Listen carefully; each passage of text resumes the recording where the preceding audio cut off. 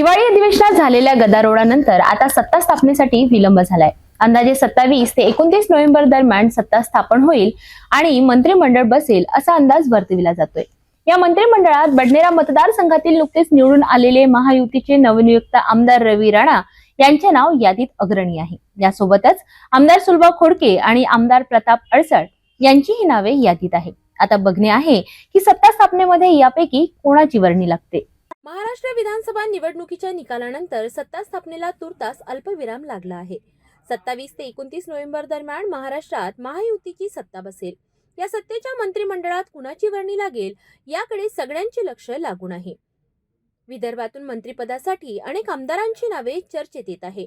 त्यात प्रामुख्याने अमरावती विधानसभा क्षेत्रातून बडनेरा मतदारसंघातील महायुती मित्रपक्षाचे आमदार रवी राणा यांचे नाव यादीत अग्रणी आहे। तसेच अमरावती मतदारसंघातील महायुतीच्या राष्ट्रवादी अजितदादा पवार गटाच्या आमदार सुलभा खोडके आणि धामणगाव रेल्वे मतदारसंघातील महायुतीचे प्रताप अडसळ यांचीही नाव यादीत समाविष्ट आहे।